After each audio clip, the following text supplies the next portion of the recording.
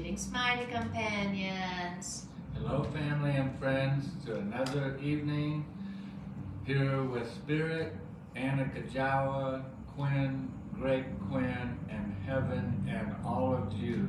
That's right. As we join in our really favorite time of the week. That's when we right. get to sit down in our cozy little home here with you, have the fire going on in the winter, and to open up a book from heaven that was brought to us, and that's the truth, because heaven loves us so much.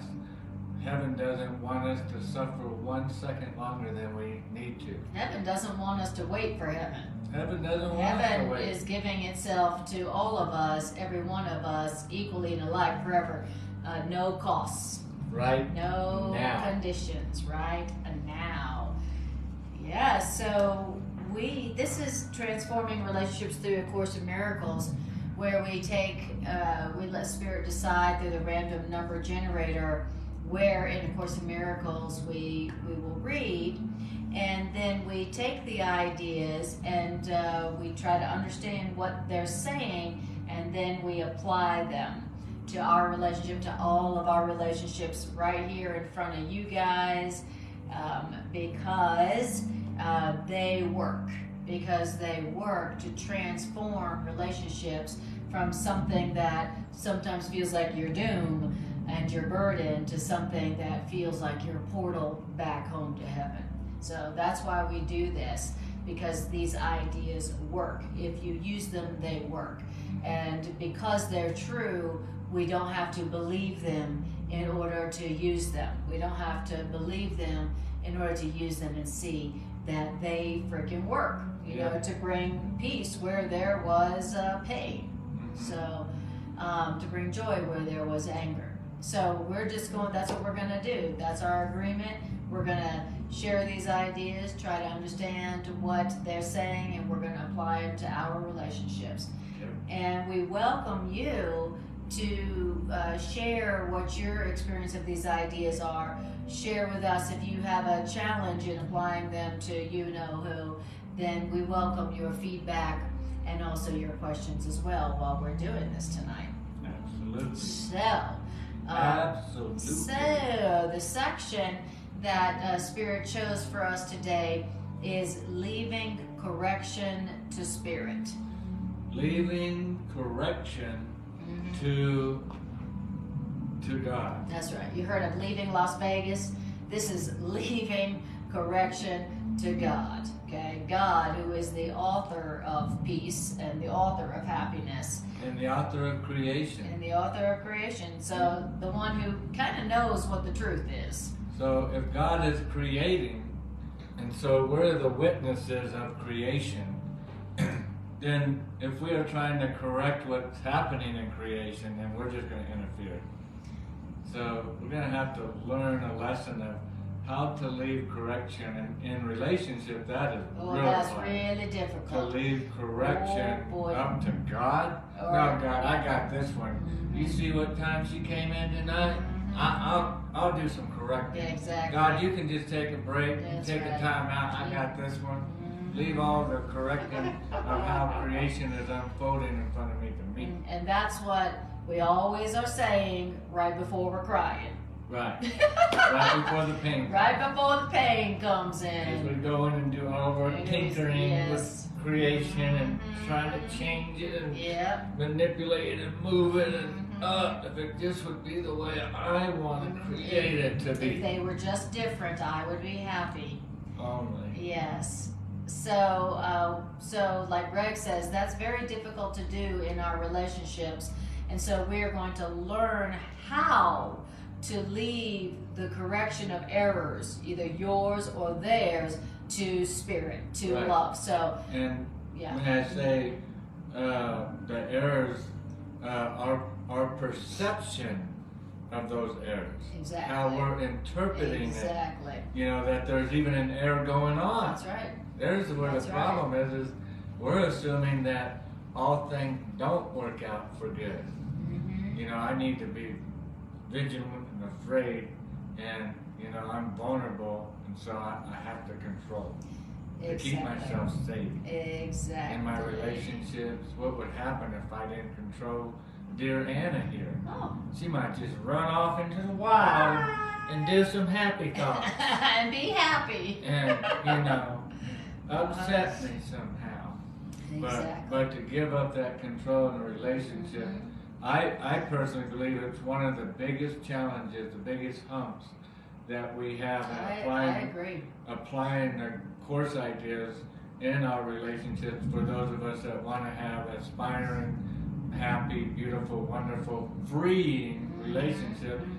That's all wonderful when you have it, but the beginning of it can be a hurdle, and that hurdle is giving up that doggone control. Oh, give that thing up. That's hard to do, dang it. Absolutely. Boy. It's really difficult. And now it comes down to so much trust.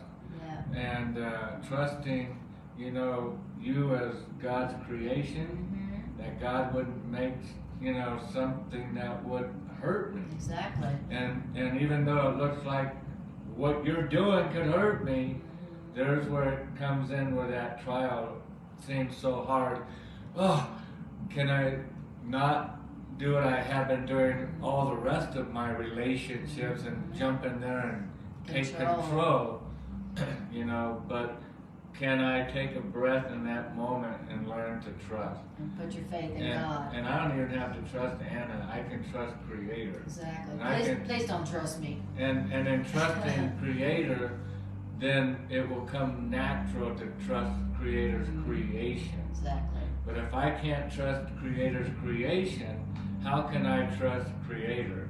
And my controlling all the time is my evidence that I've not yet come to a calm and a peace and an understanding that it's okay to trust Creator.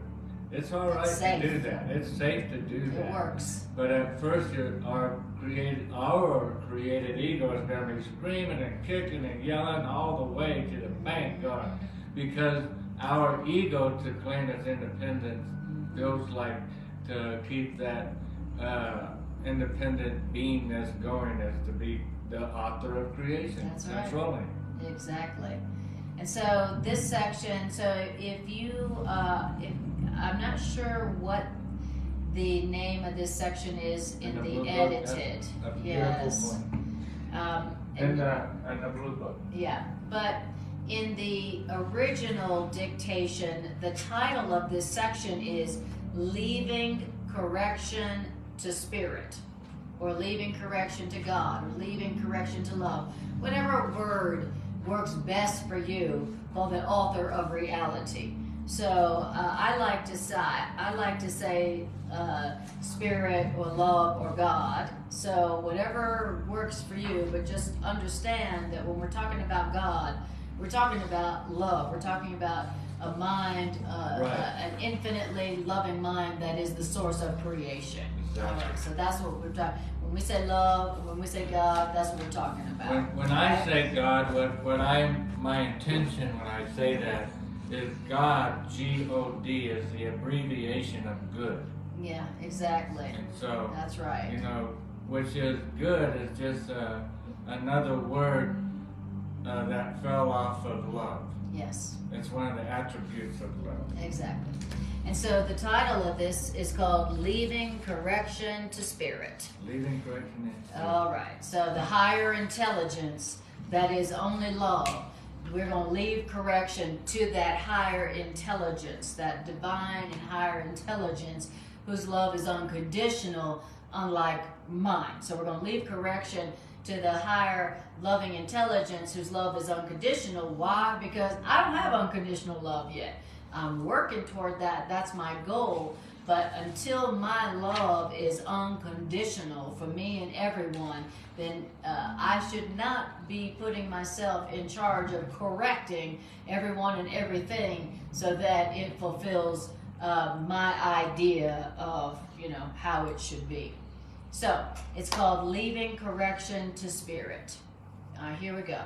It says something that's crazy to believe, and remember, you don't have to believe it. Correction is not your function. Okay. To correct is not my function. It's not my job to fix them. It's not my job to fix them. It's not my job to fix me. Hey, if it was my job, then I wouldn't need fixing, you know. And if it was if I could correct them, then they probably wouldn't be with me in the first place.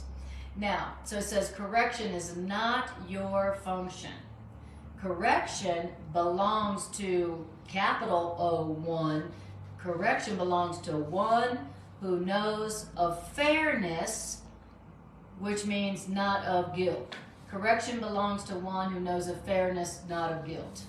Okay, and then an interruption, commercial break here. Uh-huh. In the blue book, blue covered edition, page 531. Well, it's no. Where it starts in this, it's but the what end. you're reading right here is correction must Yes. be left in the one. It's at the So it's end this- of the section called the fear of healing. Right. Do you know what chapter The this last, is? yeah, it's 27. Okay, so it's chapter 27. The second.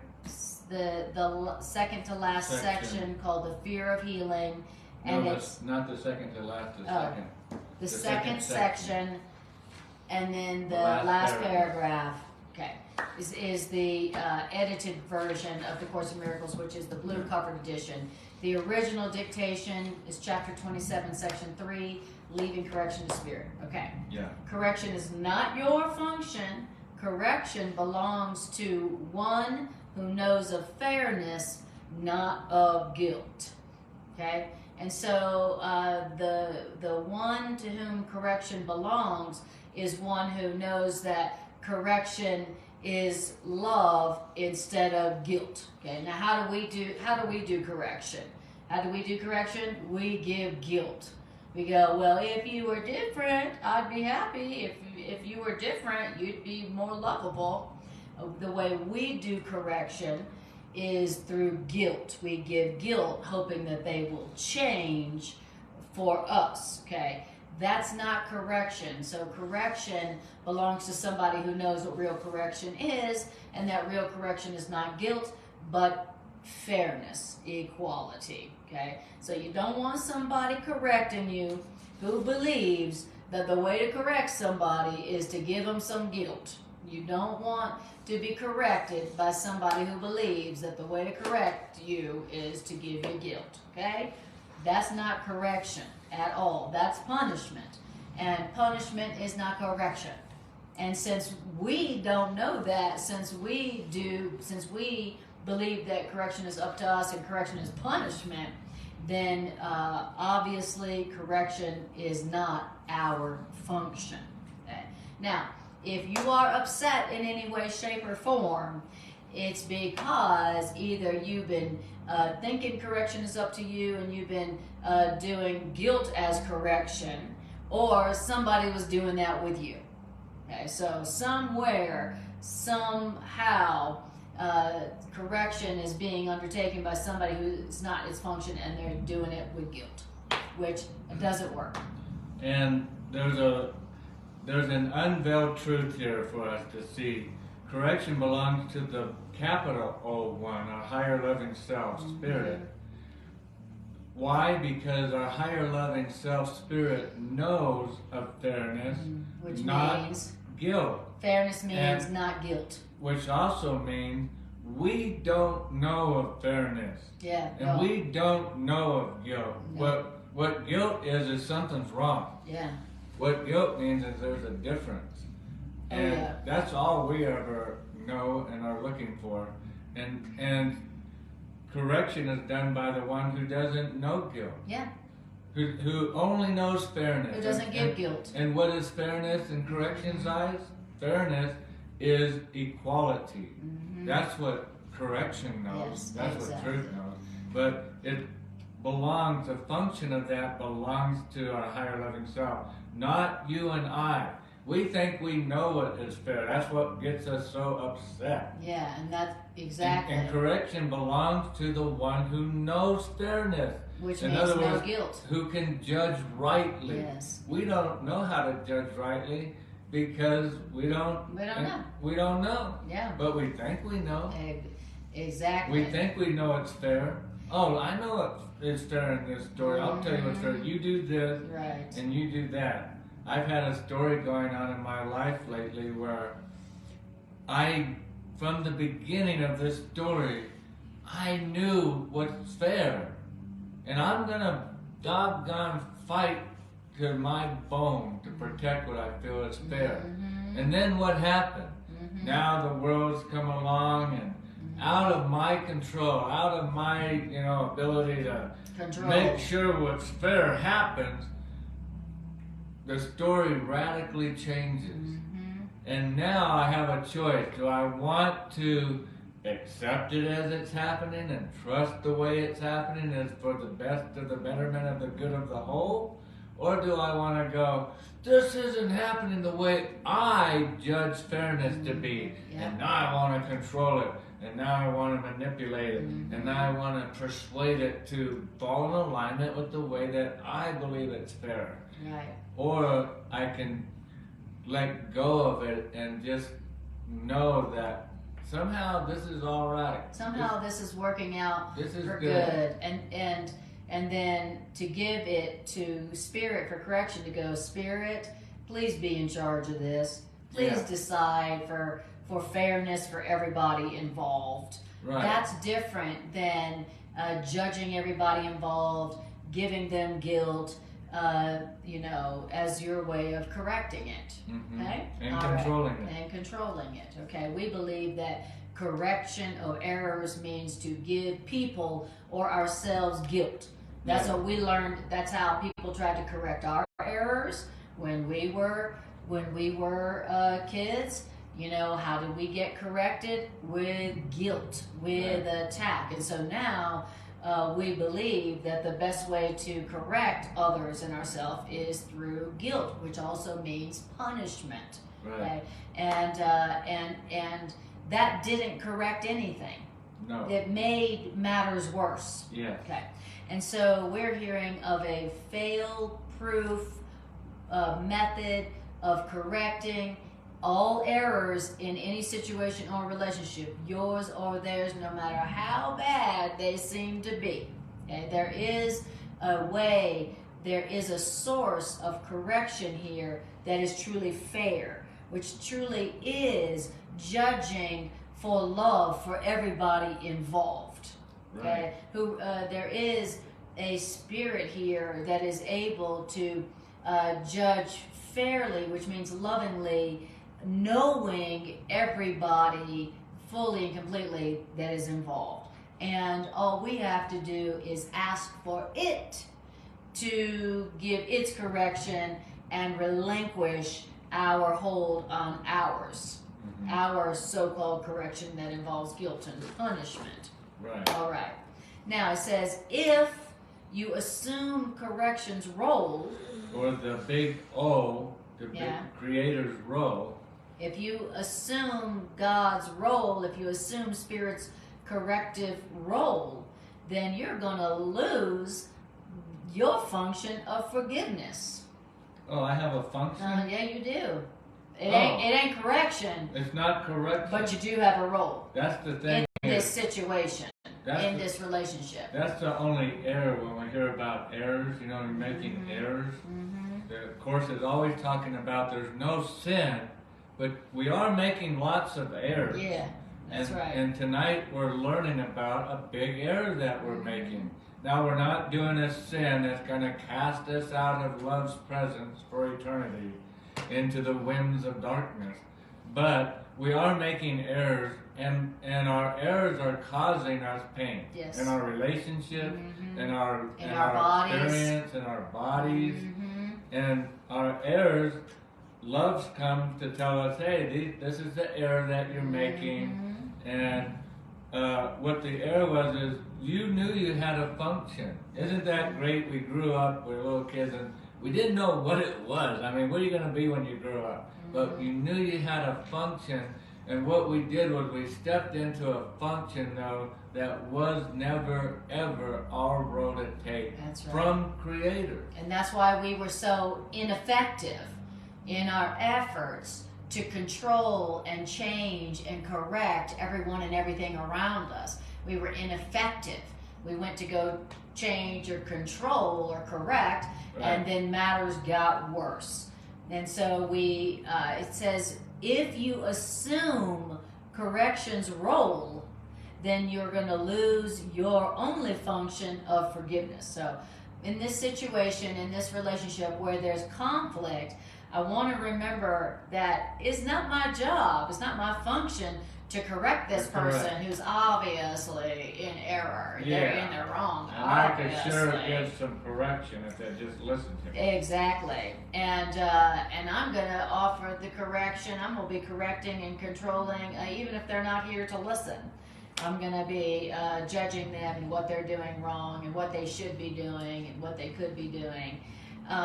But if I'm going to assume correction's role in this conflict, I'm going to lose the function of forgiveness. So my only function in any conflict situation is forgiveness. It's not correction.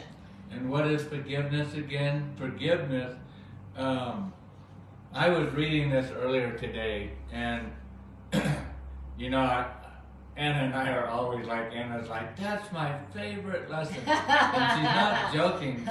I live with her, I know. She is so passionate about so many of the truths that come out of A Course in Miracles. But as I was reading this today, we're getting ready to dive into the subject of forgiveness.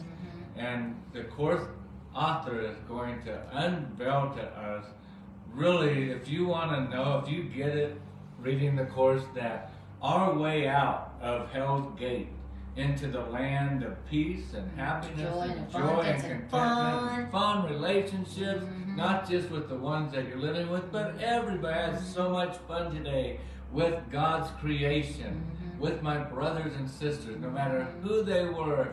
I just ecstatically had fun with them because it's how Creator would have it. And because you were having fun and joy with whoever you were interacting with today, because you weren't taking a role that's not yours. You weren't trying to be the great corrector, controller of creation. And that's why you had fun. And the dictator of what's fair. Exactly. How did you treat me? And why did you talk to me that way? And what was that look for? Exactly.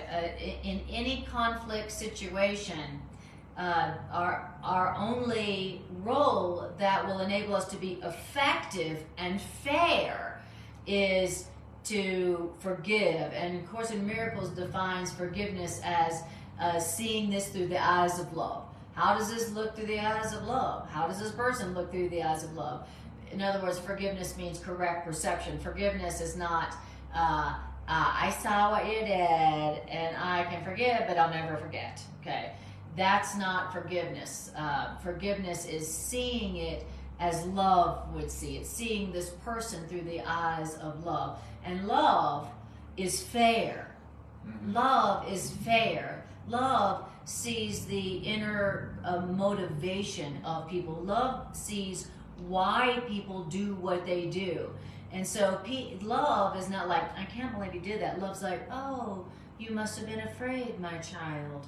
Oh, you must have been scared because somebody gave you guilt. And oh, here's some love to correct your error. I can see by everything, because love knows, I can see by everything that you have gone through how you would come to that reaction. Exactly.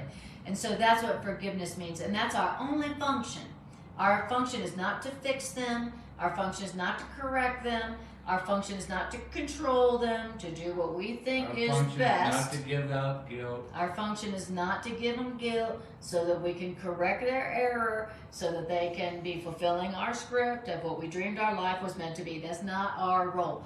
And the conflict that we're experiencing is because we are assuming a role and a function that is not ours in this situation, in this relationship. But I love it because, normally you'd be like, you're in trouble. Have you been impersonating an officer? Get that uniform off. What are you doing? In this case, it's been, you've been impersonating God, trying to control the universe? Oh, boy. The Course in Miracles says, instead of being in trouble, what the author here is doing is saying, whoa. It's not a big deal. It's just, you knew you had a function, which means you knew you had a purpose. Yeah. You weren't just born out of creation for nothing. You and I, we all have a purpose, and the author's just shaking us, going, "Hey, you do have a function, you do have a purpose, but it's not to control stuff, all right? Yep. No. Let go of that relationship. Let go of that. I need it to go like this at work for things to be fair and the way I want to. And let go of that. Oh, but by the way, good for knowing that you had a purpose and a function, because you do. And what that function is that you are bringing to this world to do. If, like, I love how you said to be effective. Yes. If you want to be effective, then you have to be doing the function you were brought here to do. And you were brought here to do a function called forgiveness. Exactly. And it is, as you say, to see it as Spirit sees it.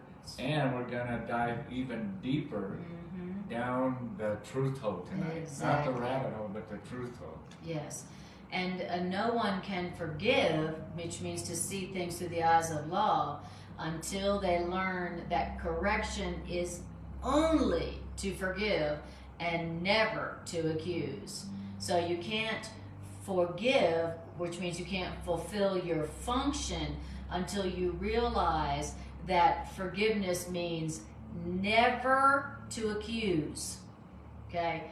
Forgiveness is correction, and correction is the opposite of accusing or condemning.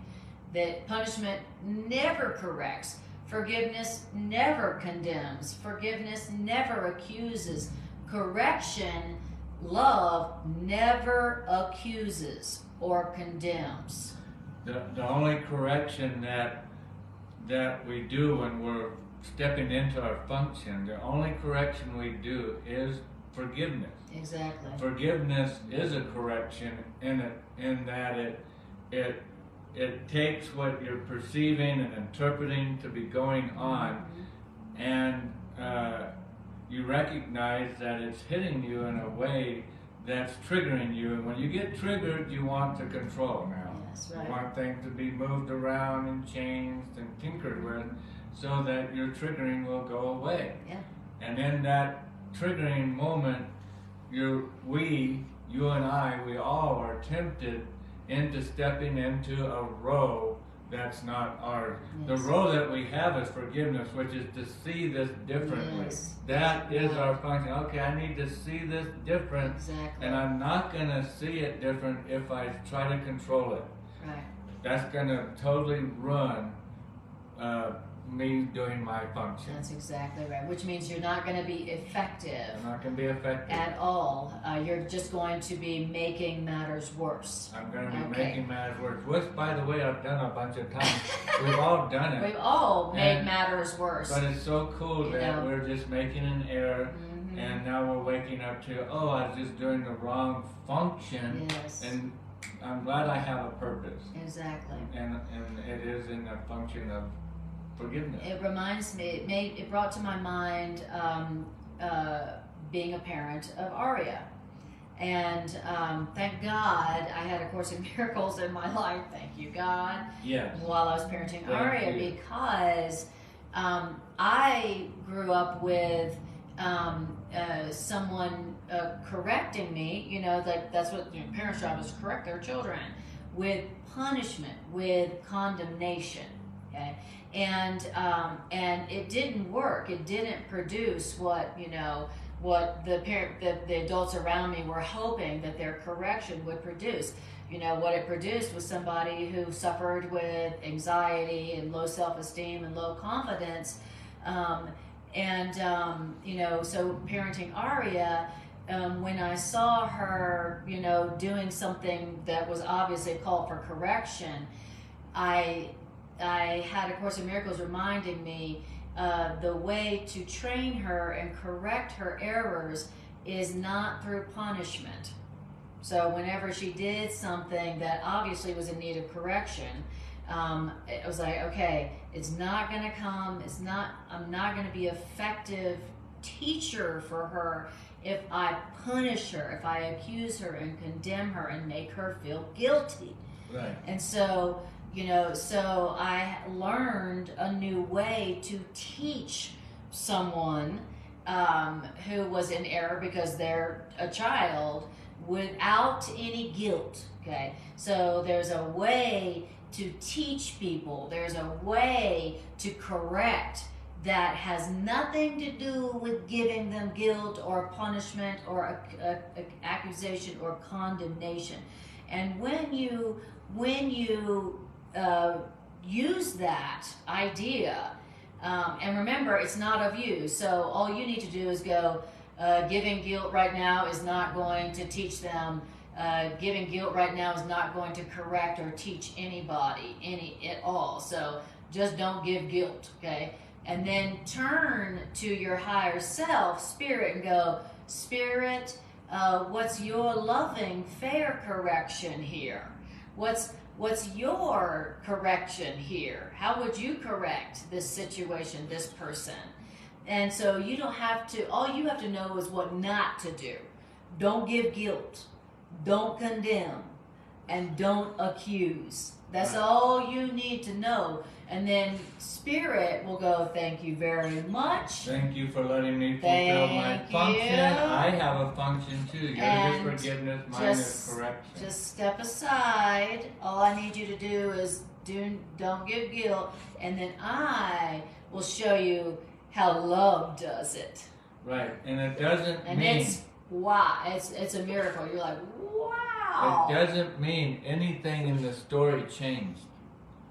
That's it doesn't mean, so now Spirit has control, is doing the control. Yes. Spirit was doing the control from the beginning. Absolutely.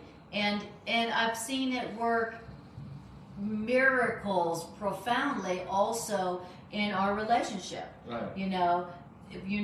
When you are in a very intimate, close relationship and you live together and you've been together for a while, it's you see when it's very obvious to you when the other person's in their ego.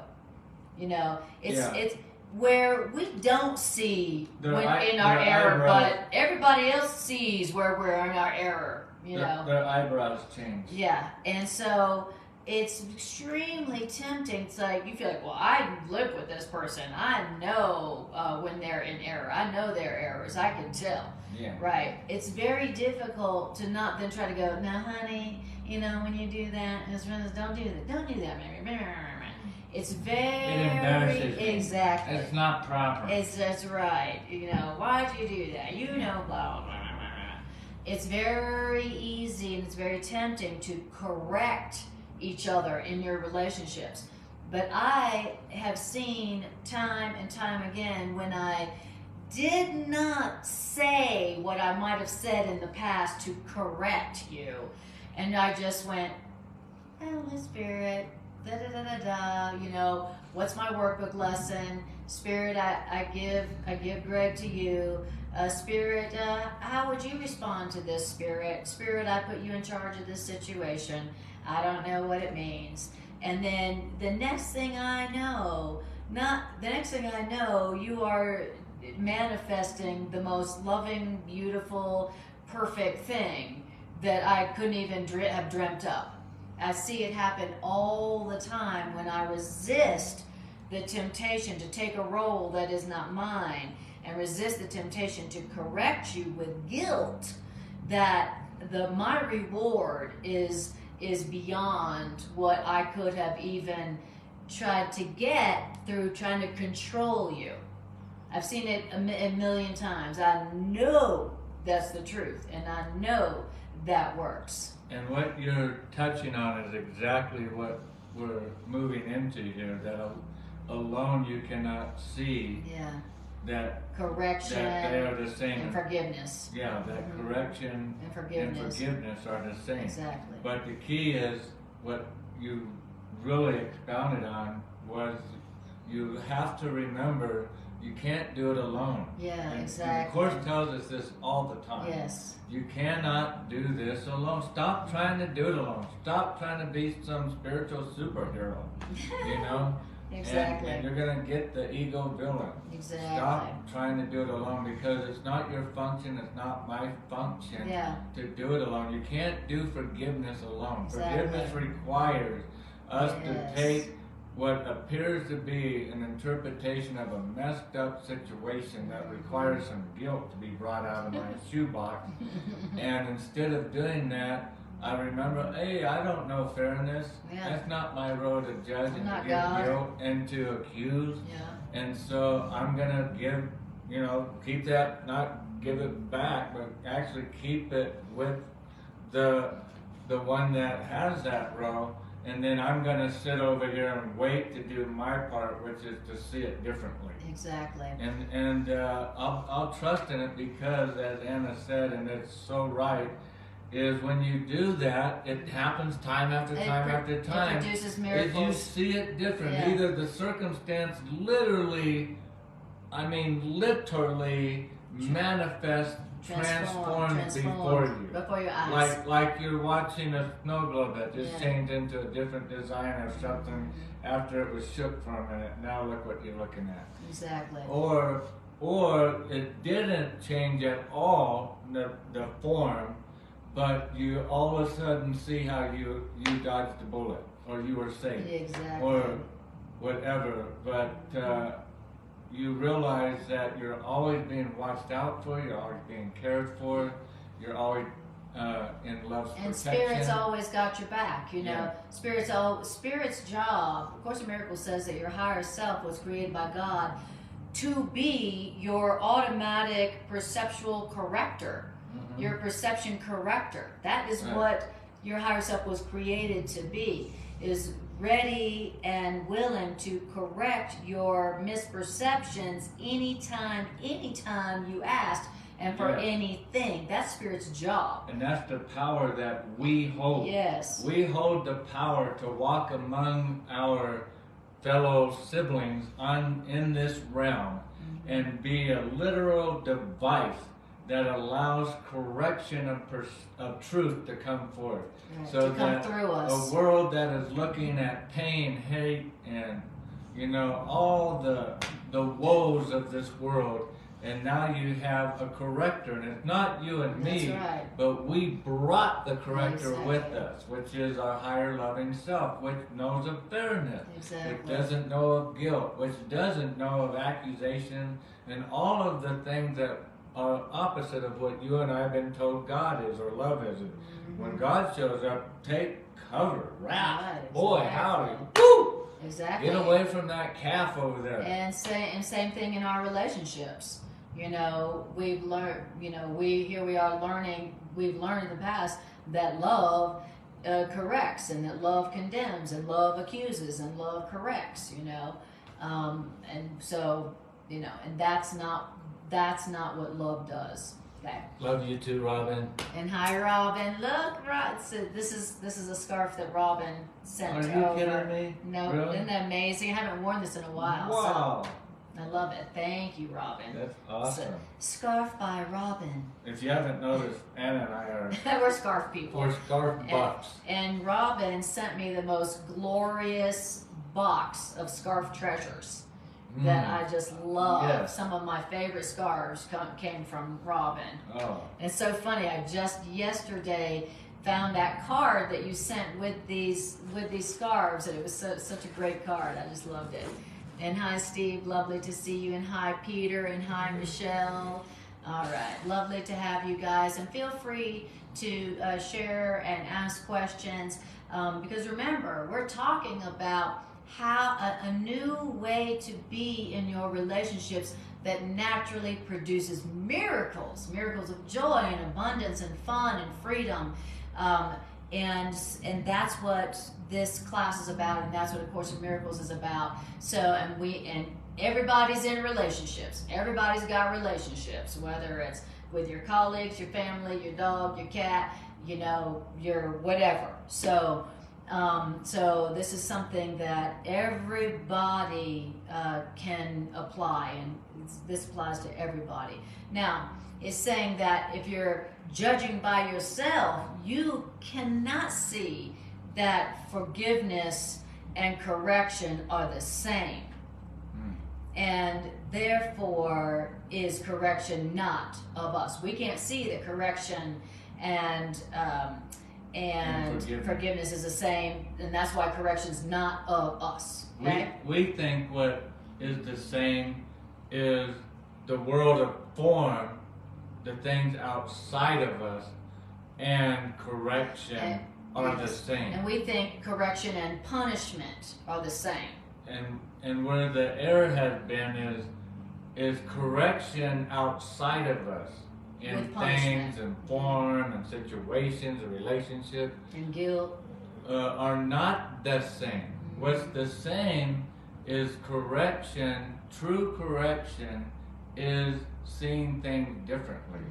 Through the eyes of spirit. Through the eyes of spirit, not your past. Who knows of fairness. And not of guilt. And not of condemnation. Exactly. So wherever you got conflict going on right now in your life, that is where there is a call for correction because somebody's in their ego. Right. And that is where there's conflict because you have been trying to correct it yourself. And so that's why there's conflict. Because you've been trying to correct it, which means control it yourself. Okay? In other words, do a function that belongs to the Holy Spirit. Yeah. You could say heaven's representative. You're trying to be God. Yeah, God created Holy Spirit to come with the correction. In other words, to show you how it's not the way you thought. You thought this was attacking you. You thought this was bad. No, this wasn't bad. This is working out not only, for you, but for everybody involved. Even though everybody involved may not all be able to see that, and that's what you're here for. You're here to share the corrected view of how to see it. Nobody else could see it because they're all focused on looking on it their way, thinking they knew of fairness. And now the one you that didn't know of fairness, you forgot what fairness was, has been shown, and now you've received fairness, and now you can, because you've received it from Spirit, a correct way of seeing this, you can share that and hopefully bring peace to others that are willing to let go of their pain and see it are willing to see it another way also. Exactly. And maybe they even go, that's right, and they add even more blessings sometimes to what Spirit is even showing them more benefits of the good of the whole of this story. Yes. As we all start joining more together on giving it over the function that we were all trying to have back to the one that should have it. Amen. It says, identity and function are the same. What does that mean? That means, by your function, do you know yourself? They say like form follows function. So like, what am I? Well, what's my function? Is my function correction? No. Is it my function to correct everybody and everything and show them the errors of their way? No, that's not my function. And by my function, do I know myself? Okay. And so when I realize that my function is not correcting everybody, showing them the errors of the way, then I realize that that I know myself as what? As love. Okay. And thus, if you confuse your function, love, with the function of Spirit, which is correction, then you must be confused about yourself and who you are. So I have confused my function with Spirit's function.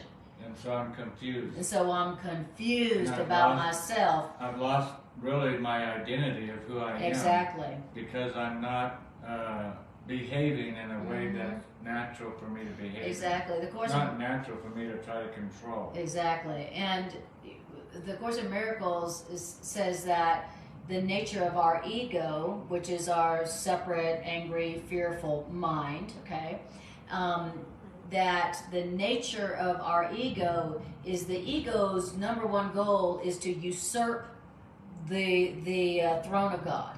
So there's a part of us that really wants to be God. That's why we want to feel that function. And that's the part of us that's judging everyone and trying to correct everybody and trying to control.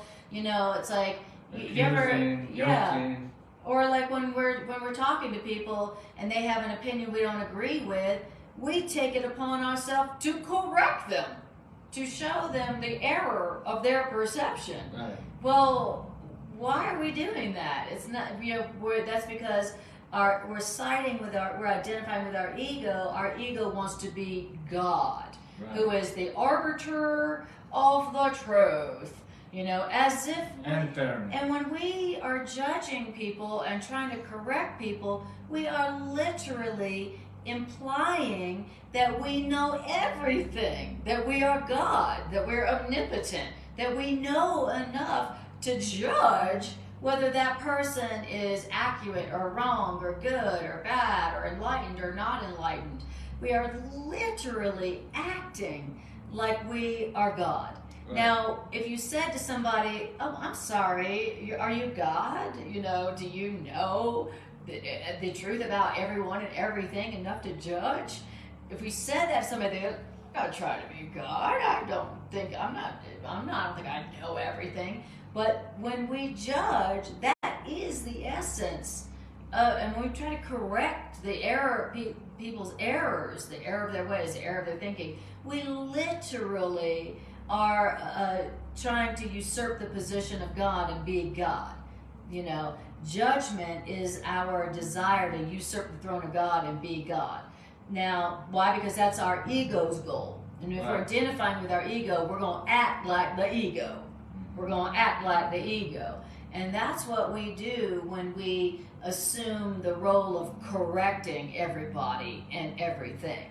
And when you really look at it, you go, whoa, that is really arrogant. Wow, that's really arrogant. We don't realize how arrogant that we normally are.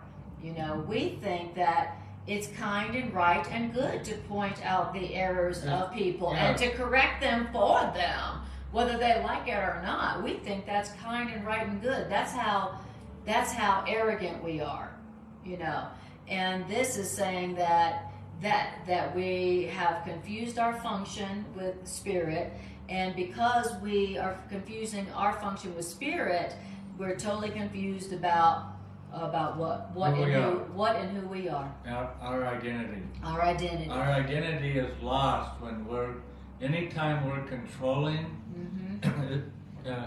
If we could just remember this in our upcoming Earth Learning School work week, our homework assignment, if we could just remember that every time we try to control and correct, and if you really are in your awoken awareness state of mind, and notice that the way you're controlling is through guilt, accusing, accusation, making judgments, you're controlling that way. Wow. But to remember in that moment that you recognize you're doing that, you can recognize, oh, I'm in error here. I've stepped into a function that's not mine. Yes. And now am I willing to step out of that road? Yes. Which would be, as Anna has said, and the Course has said, is you can't do it alone. Right. Now the next step is hand it to Spirit and show me a way so I can be at peace with this. Exactly. And Spirit does it every time, because Spirit can't fulfill Spirit. It's like Spirit can't sit in the driver's seat as long as I have my fat butt in there and my bag of Doritos next to me, looking out the window. I'm going with the door locked. What can I do for you? You're sitting in my seat. Right, exactly. Usually, but this one, I know it's fair. Yeah, right.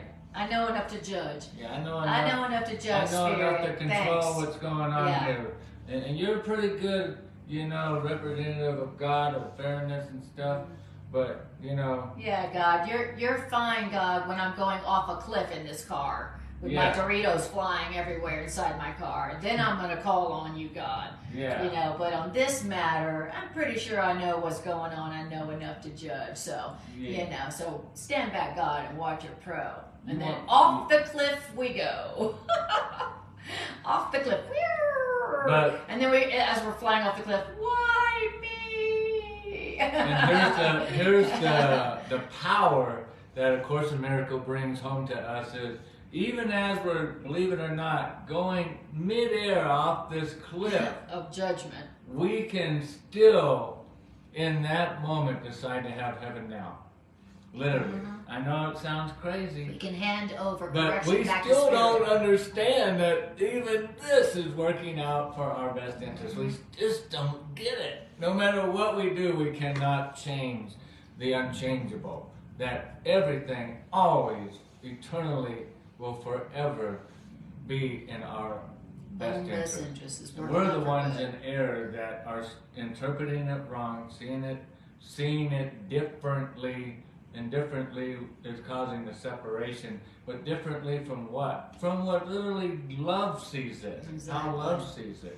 And you mentioned the word separation, and the next sentence is, what is the separation but a wish to take God's function from God, which is correction, and deny that God's function is God's, that God's function of correction is God's.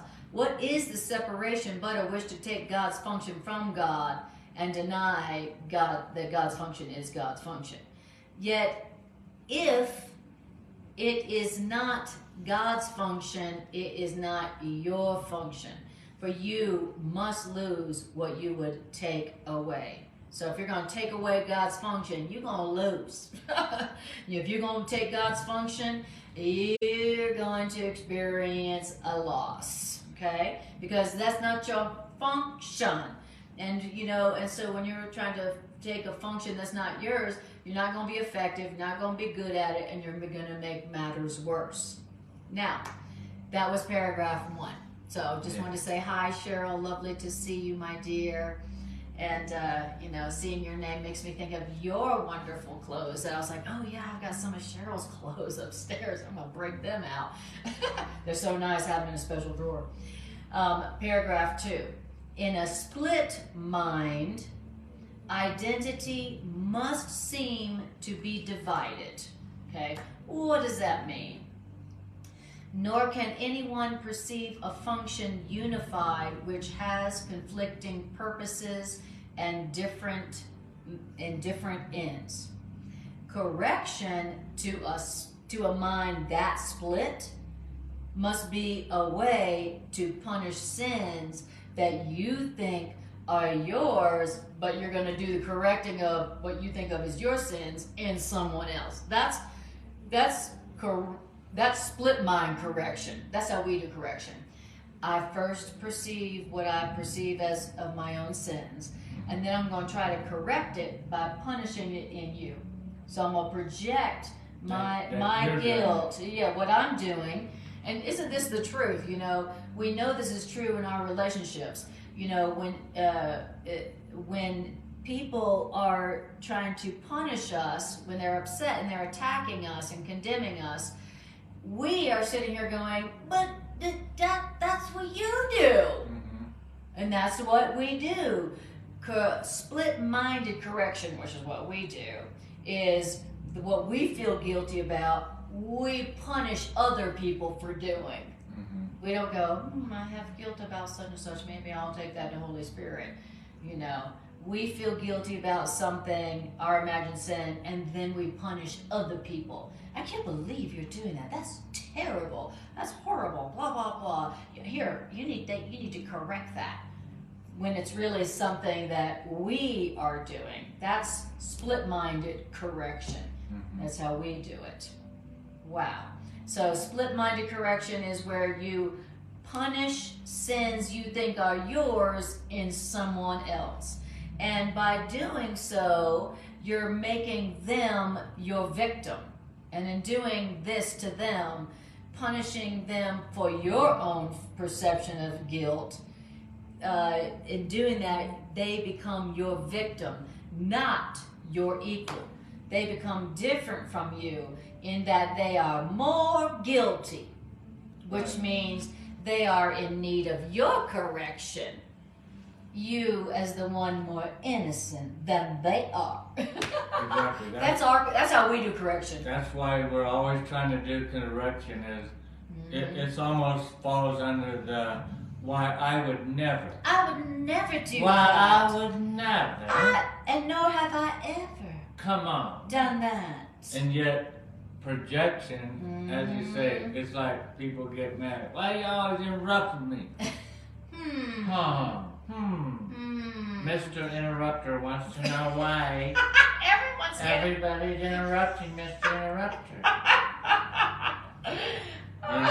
It's just a silly example because so many of us have that. Oh yeah, that's a good one. I have. That's a good one. A lot of us have that. Absolutely. But projection is projection. So we see again, and what we're really doing is we're seeing us as having been created as fallible, as not complete, as not whole. We see ourselves that way, and so we really wish that we could be corrected, but we're trying to do it in others. Yes. Outside of us. Exactly. To demonstrate that something's wrong here. That's right. And that we know enough to correct it, right? We're the projector correctors. Right.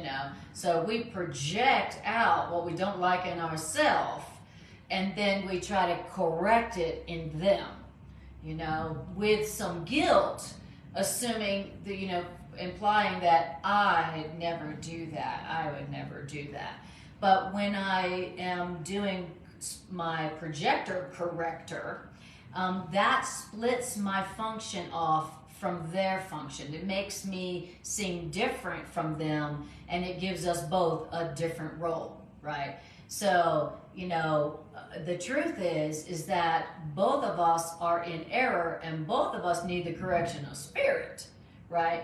But what we're doing is giving ourselves the role of the perfect one, the innocent one, and the corrector, and they are the ones in need of correction. They're the victim. Okay, that's how we do projector corrector. Okay, which is another one of those.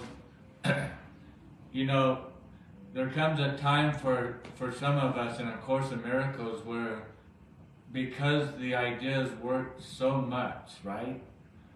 When we're applying the ideas, our level of trust rises and rises, and gets more comfortable in the ideas of the Course, because we've learned each step along the way. I didn't even understand that principle. I didn't even believe that principle, but yet I did what it said to do. And then the miracle happened. I had a corrected interpretation of seeing it, or all of a sudden just everything just started changing in front of me, like miraculously, and doors were open, things fell in place. Coincidentally, blah, blah, blah. Yes, exactly. It works. Even if you don't understand how it works, even if you don't understand exactly what the principles are demonstrating, are teaching, because they're true, when you work them, they work. They produce miracles. And my point, I've lost my point there for a moment, but my point on that so we're hearing a radical idea here that we don't have a hard time believing and accepting, which is that whatever I'm trying to control with Anna outside of me, is an inward condition that I have. That's what we're hearing here.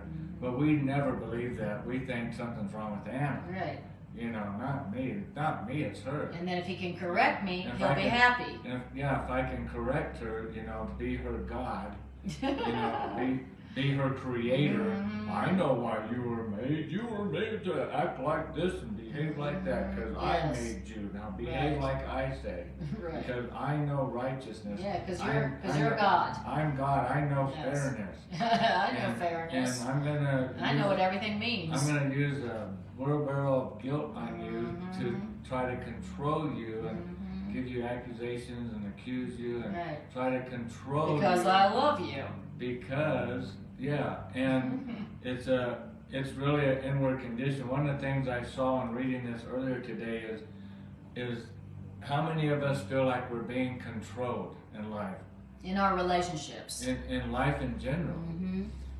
I mean, we feel controlled in our relationships by our bosses, by the government, by police, by the traffic lights, by the cameras, by the politicians. We just feel like we're being controlled, but we haven't noticed that we've been, up until now perhaps, we've been in a role that's not our function, which is trying to control everything. And so what hit me today in reading this, I believe that Spirit brought to me to see is the principle of whatever we give out, whatever we give is what we receive back.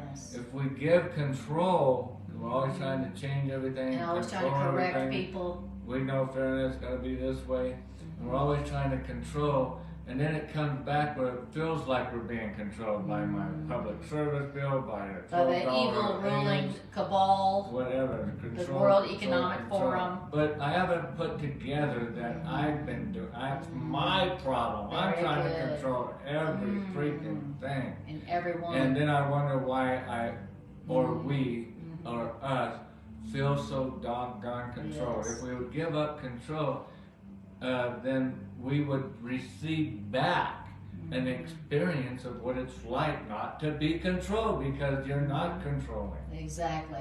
And for those of you who are just joining us, the title of the section that we're doing is called Leaving Correction to Spirit. Right. So, and so that's what we're talking about here. Is we're talking about how what we're doing wrong in our relationships is we are trying to correct everyone and everything according to our own past judgments about what's fair, as if we know. And it's another way of saying trying to control everything, and that's what we do in our relationships. And that's why, like you said, it was very good. That's what ends up, that is why we end up feeling so controlled by everyone and everything in our world, because that's a projection of what we're doing. And then we're like, you're controlling us. And whatever I project out there is what I'm literally doing. Trying to create, because it's going to come back in my experience. What you're experiencing from seemingly outside of you is what we're doing within. Like you said, the world we see is an outward picture of an inward condition. And if you are experiencing your relationships and your world as always trying to correct you and control you, there's a very good chance that's what you're doing with the people and the things in your life.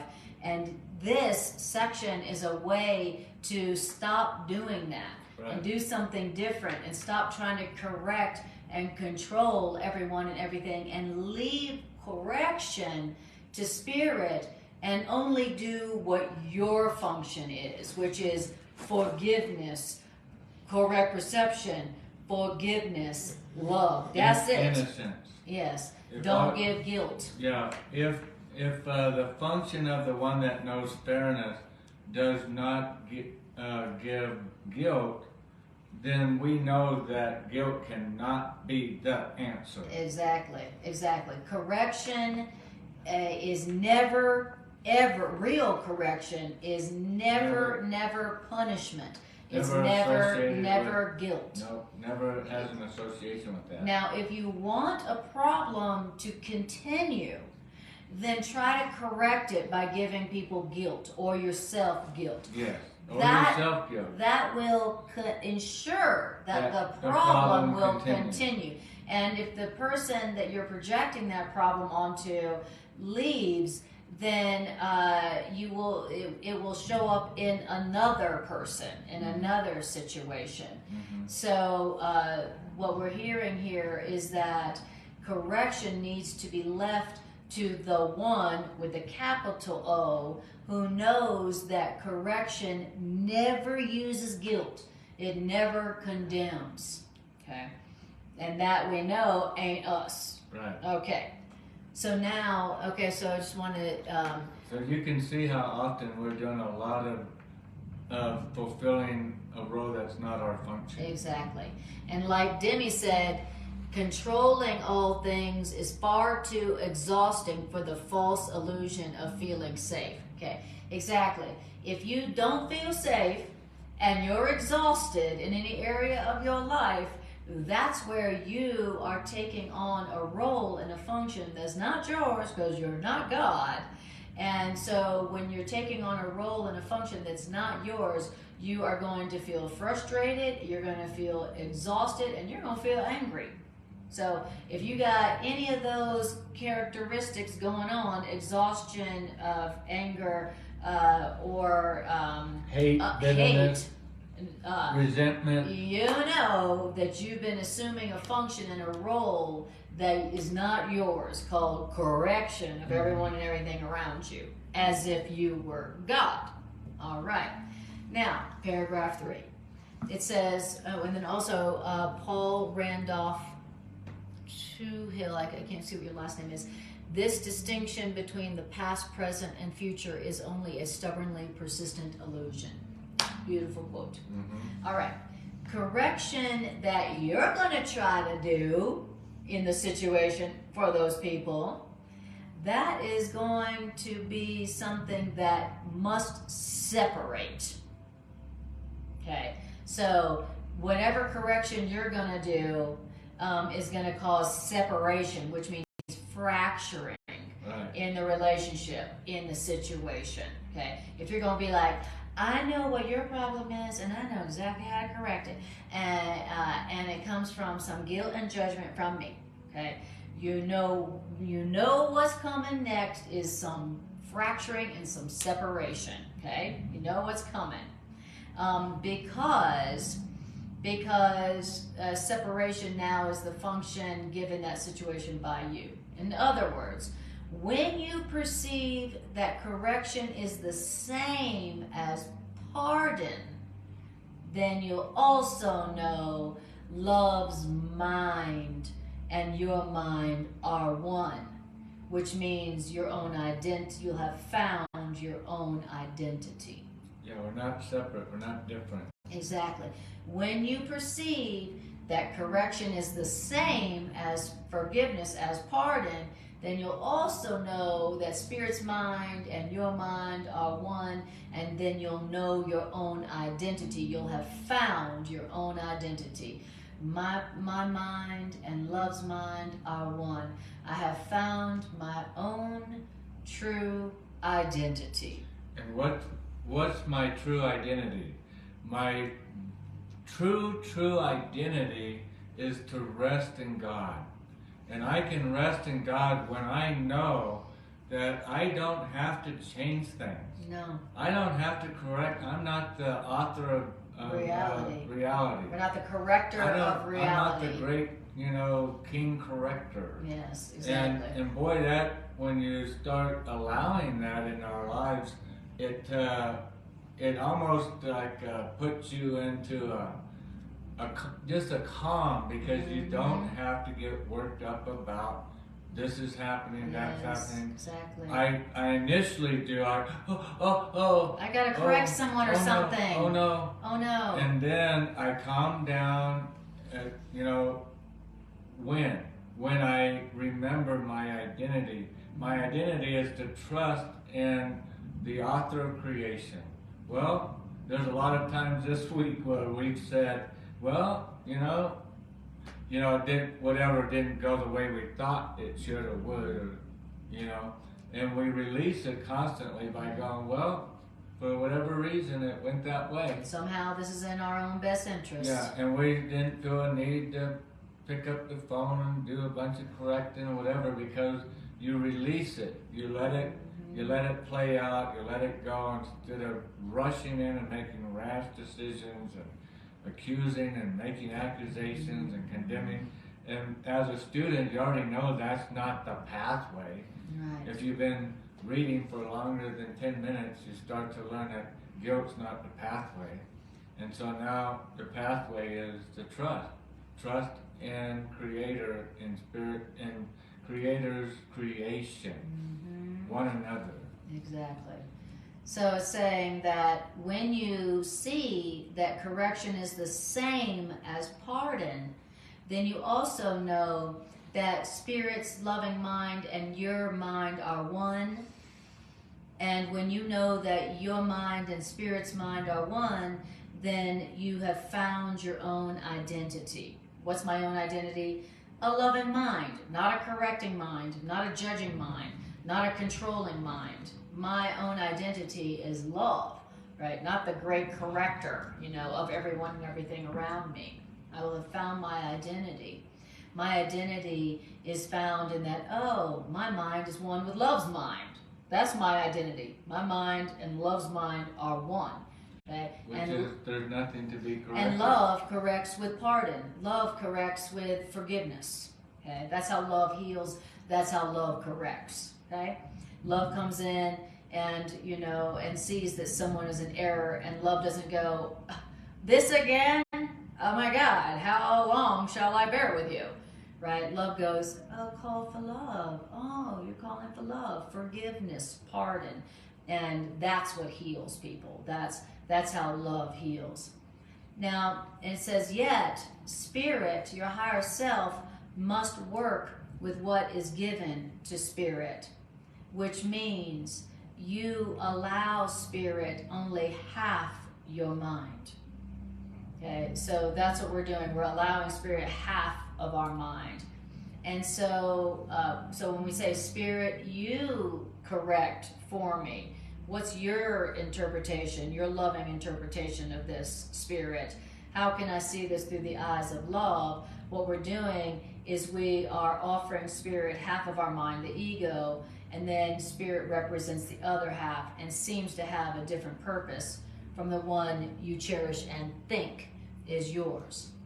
And in this way does your function seem divided, which means with a half of your function in opposition to another half of your function. And these two halves of your function appear to represent a split within a self perceived as two. So that was a big mouthful, just to say that when you are assuming a function of correction that you don't have, that you are setting up a split mind in your mind. You have now split your function between Spirit's function of love and the function you gave yourself of correcting and controlling everyone and everything around you. Okay, so you're splitting your mind. You're trying to do both. You're trying to give it to Spirit. Right, exactly. When you take this situation, did you see how jacked up it is, don't you? And Spirit doesn't see it jacked up from the beginning. Spirit sees it as a wonderful learning opportunity. Yeah, Spirit never sees this situation, this relationship, this story as a jacked up situation. And we have a lot of yes buts to that one. But the truth is, Spirit didn't come to change anything. Spirit didn't come to change anything other than your perceived interpretation of what's happening. Exactly. Your wrong judgment of what's happening. That's the only thing Spirit came. And that's what forgiveness is to see it another way. And that's our only function is I must see this another way. I'm giving it all the meaning it has. And that's what's wrong is I'm giving it the wrong meaning. And that's why I'm wanting to control it. And Spirit's going, the only control that needs to be done is to control your interpretation of it. Exactly. And not the story. I didn't come to change the story. I didn't come to change the situation or any of that. Sometimes, like Anna says, it does happen after you finally have surrendered and given it over. But a lot of the story was happening because of our projecting false interpretation. Exactly. Now, we're going to start paragraph 4, and I've already read through this paragraph, and so I'm going to skip the first few paragraphs and then just go to the which means. Okay. There's a lot of, repeat. Yeah, a lot of repeats in this one. So what it's saying here is that when we make the error of believing that our function in this situation or relationship is to correct other people's errors, or to correct our own errors, what happens is it gives us a split mind. We heard that. Right. And then when you have a split mind, because now you're trying to take on a spirit's function of correction, then other people's so-called sins become the central target for your correction. Okay? When you're taking on the role of great corrector of everyone and everything, then what happens in your mind is their errors, their so-called sins, become the target for your correction. Okay? It's like, now I'm focused on their errors. The justification for me to be God. Exactly. The corrector. If I'm taking on the role of God, I know what everything means. I know what should be happening, and I can correct their errors. You know, I know enough. If you're gonna try to be God, now you have a split mind. Okay. Now you have a split mind where half of your mind is complete delusion. Okay. Right. And in that half of your mind, now you're gonna focus on their errors, and their errors, their so-called sins, are going to be the focus of your correction. Right. And the reason why you're going to start focusing on their errors and their so-called sins is so that your errors and their errors are not seen as one. In other words, what you're hiding, what you're projecting out, because it's what's in you, you don't want it to seem like, oh, we really are the same. Yeah. You're doing the same thing I always do. I always cut people off too in conversations, and I'm accusing you of doing it, but I don't want people to see that I do that and you do that, that we both make the same errors, and so I'm just going to blame you and highlight you doing it. And nobody will notice that I do it. That we're the same, I do the same thing. Exactly. And then I won't feel so bad that I do that. You know, I won't feel guilty because I got rid of that guilt onto you. Exactly. And I'm trying to correct you and thing by that projection, as you say. Yes, exactly. So when I don't want it to be seen that I make the same error, then I become the moral judge looking down at you going, oh, that's so immoral. That's so unenlightened. Why, I never. Yeah, I would never do that. You know, it makes me think of, you know, the religious ministers who are always like, don't do that, don't sexually do that, don't sexually do that, don't do this, don't do that. And then, you know, and then in no time, what's happening? You open up the paper, they have been busted for doing the exact same thing sexually that they were condemning others for doing. And the reason is because when we don't want our own errors to be seen, we think that if we just project out all of our own shame onto somebody else, then people will assume that we don't make that mistake. You know, people won't see our mistake because we're condemning everybody else for it. And that's our version of correction. That's me trying to correct what I feel is my own sin. I'm trying to correct my own shame by seeing my shame in others and correcting it with guilt. That's how we do correction. That's me being a projector corrector. Okay. All right. Okay. So it says, now from this perspective where I'm going to try to correct my own and cover my own so-called sin by focusing on other people's so-called sins and condemning them, my errors are just mistakes, but theirs are sins, and not the same as my errors. Right. Yeah. Right. So we're doing the same thing. We're making the same mistake, but yours are sins and mine are errors. Right. Correct. Yeah. And that's how we do correction of our own errors. That's how we do it when we're when we're the auditors Yes. of the book.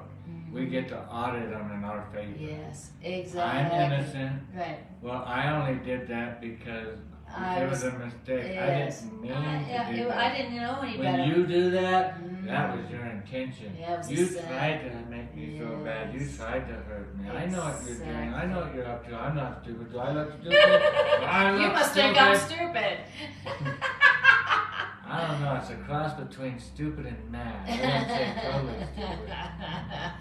I don't know. Stupid is as stupid does. You know, like Forrest Gump says. You know, Forrest Gump, that great teacher. And so this is how we, you know, he's saying, teaching us. Look, if you're going to take on the role of the corrector of everyone and everything, this is how you're going to do correction. This is how you're going to do it. You know, you're going to, you know, take what your errors, and you're going to project those errors onto everybody else and condemn them so that nobody sees that you're making the same error.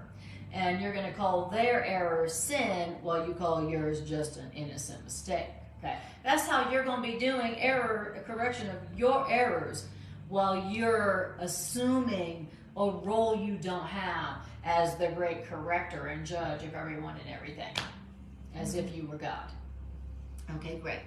And from this perspective of you assuming the role of corrector of everyone, their errors, their so-called sins, merit punishment, while your errors, in fairness, should be overlooked. That's how we're going to do correction. Right. While we're assuming a role and a function that is not ours. Okay. Beautiful. All right. And it says, and in this interpretation of correction, our own mistakes we won't even see. Why? Because the focus of correction has been placed outside ourselves on someone who obviously cannot be one with me, while I see their errors as sins and not the same as mine. Okay? And in this interpretation of correction, this state of mind when we're taking on the role of corrector, what is condemned can never be returned to us, its accuser, us who have hated that so-called sin and hates it still. And so this person now becomes the focus of your hate. Yeah. Okay? And they can't, as it says, this person cannot be one with you. Yes. While this perception, which is an interpretation, while this perception, this interpretation this lasts, role, you will not see them as one. Same and I as love you. it. Earlier in one of the earlier paragraphs, we were literally told how the separation happened. A lot of us have always wondered, well, when did it happen? How did it happen? Blah, blah, blah. Well, the separation happened when we took control. Yeah. When we took control, yeah, thank you so much. What is the separation but a wish to take God's function from God? That's how the Creator. separation. I'm God. Not even from Holy Spirit. Holy Spirit's job isn't to come and control what's going on once you give control over. Holy Spirit just allows creation to keep happening as creation is happening. Didn't come to change anything, but to transform the vision of what we're seeing so that we can recognize that nothing needs to be changed and that to accept the embodiment of what creation is doing.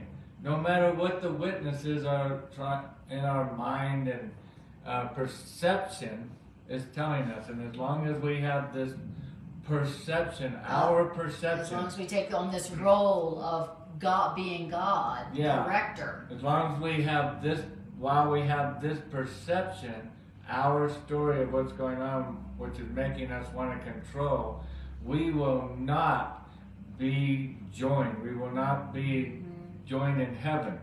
That's how we created the separation from the beginning. And we keep doing it every time as soon as we try to control what's happening, or correct, we are re-looping the loop of this reliving the separation. We're reliving the separation. As long as we're controlling our relationships, trying to control things how they are at work, and we're like, but if I don't do that, I'll be taken advantage of. I'll be abused. Well, really? Have you really tried the way where you don't control? Heck no. And even see what happens, what a life would be like to just trust the universe in the week, as all these seeming flaming arrows are flying past your head and just whistling down the merrily way. I don't have to duck or run or hide or jump or scream or holler or nothing. I just have to wait here to fulfill my function, which is forgiveness. To see this situation for the world, for me, for the whole, a different way that doesn't involve guilt, condemnation, judgment, abuse of creation. Just letting it, not controlling it, letting it be. And then I can have a chance of joining. You can't join me when you start trying to control me. Correct, exactly. Guilt. That is not the bait that I'm looking for to want to be attracted to. Exactly. And so that's basically the essence of the remainder of this paragraph, is that while we're assuming the role of corrector and controller, we'll always be projecting onto them what we don't like in ourselves, which means we'll never get to experience true unity, true joining, true intimacy. We'll never be able to feel truly one. Okay? While we're assuming the role of controller and corrector, we're always going to see the other person as different, and we'll never see that we're one and the same. We won't ever feel truly joined or one, which means what are we going to do? Even though our bodies might be together, we're going to feel lonely. Right. We're going to feel like even though our bodies are together, we're not joined, we're actually each other's enemy. We're not going to be in a happy relationship. Because like what Greg was saying, how much are you going to desire to be joined with somebody who's always trying to correct you as if they're perfect. Yeah. As if they're all perfect. Like, will you focus on my errors? Have you ever noticed your own errors? It's like that biblical thing where it says, stop trying to get a mote out of their eye when there's a beam in your eye. And when you're correcting somebody and trying to control them and trying to tell them how they're wrong and how they should correct it and what they should do differently, you are literally overlooking. You're pretending that you are not making the exact same error as they are. Right. And so you are doing more than not correcting. You are doing the opposite of correcting. You are making more suffering, more problems, more errors. Yeah. And you'll never feel truly one and joined with another. If you really want to feel truly joined with another soul, then it comes from, don't take on the role of correcting and controlling that person. Remember, your only function with them is to forgive them, to see them through the eyes of love. And see, Creator, through you and the likes of you and I, Creator shows up to this realm. Seriously. Creator God, love itself and all of its glory and purity and wholeness and holiness shows up in this realm through the likes of you and I. And the way Creator shows up is Creator is not trying to control. Do you notice you and I get to act as dumb as we want to act? Absolutely. We get to keep judging as long as we want to judge. Creator does not control. Notice God isn't like coming down like, y'all, you guys have been messing up this planet for too long. I'm taking back control. You done messed it up. You don't see God coming down here and trying to take back control or Having try to do correction. You don't see God ever doing that, to the point where some people are like, how could God allow this to happen? That's what we all say. We think that giving, I'm going to give God back the control of this situation. I'm going to let it go. That God's going to come in now and rough some people up and control the situation now that control's been finally given to God. Mm-hmm. God's just like, well, thank you so much for just letting love do what love naturally does without effort. Which is correct. Which is to extend. And when love comes in and bees itself, correction naturally occurs. Yeah. And it occurs without condemnation, it occurs without punishment, it occurs without guilt. Right. Yeah. Beautiful. So we're going to stop here. Yeah. And we almost finished. We almost finished, so we're going to pick up a new section. Yeah. Probably so, because and what I'm a powerful section this one was. I was looking at the next two paragraphs, and we pretty much covered it. We might we might finish it up next week, but it's so powerful because I literally, when I first came to A Course in Miracles, I've shared this story with some people, and definitely with Anna, but I listened to the Course in Miracles from beginning to end on audio, right? And I really was focused, got myself in a place where I could focus, and I came out of listening to the book from cover to cover with one giant, huge conclusion.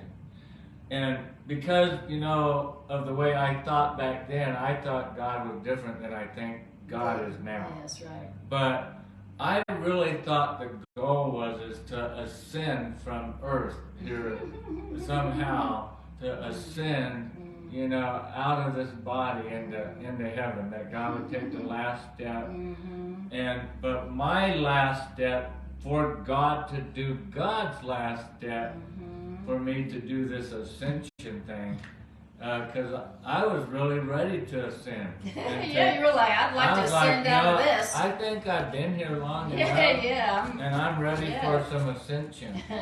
And so I went to a big Course in Miracles retreat deal in LA, California. And I brought with me one question.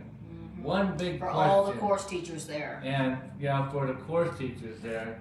And because I knew if I could get this one answer, that I almost believed that if I knew the answer to the one question, really knew the answer, that I would do the ascension thing. Yes, right. And the one question I had was, how do you do forgiveness? Because the Course keeps talking about it, and it keeps saying that, the forgiveness gives me everything. Forgiveness is the answer. Forgiveness is the key to door. happiness. Forgiveness is the key. All from the beginning of the book to the end, that was the common pattern I noted, and I knew that was the key to put in the door, to walk in, to climb through, and to be able to climb up Jacob's ladder all the way to heaven. There's the answer. Right. And tonight, as we were reading earlier today on our own on it, I really felt like very emotional when I got to this part today, because I realized that this was that answer. Forgiveness is giving up control. Yes. Giving up the role that never was my function. Yes. It's God's function to be in control. Yes. And God's not a control freak. God is just a loving creator. Look at the freedom that God gives us. Gives us all this free will. Freedom to mess up.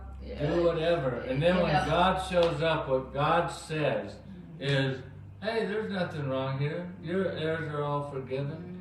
In fact, because you did that, that affected that person that way, and that affected them that way. They learned what they needed to learn out of it. That affected this other person. You don't even know the chain of events, how all the people were affected, how everything that transpired out of this story.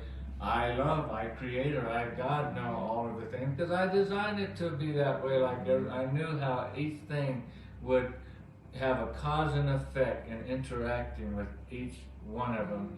And it's perfect and it's perfection. That's what makes me God.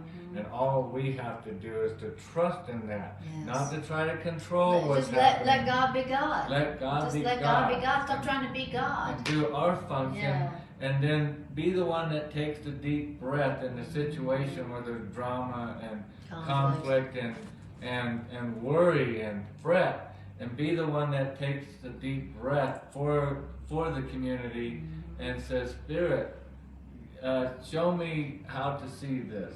Show me forgiveness, another way to see this.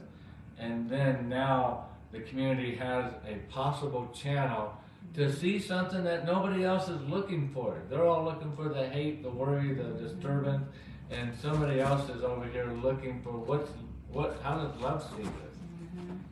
Show me that version. Yeah, I love that. You know, another definition of forgiveness is let God be God. Right. And just focus on trying to love like God. That's it. Right. That's it. So thanks for joining us, and it was so wonderful to have you all. I can spotlight you as the moral judge. God, do you see what they're doing? Exactly. Right. Yes. So we so appreciate you joining this healing circle with us. We appreciate your thoughts, your comments, your presence, and thank you for sharing this.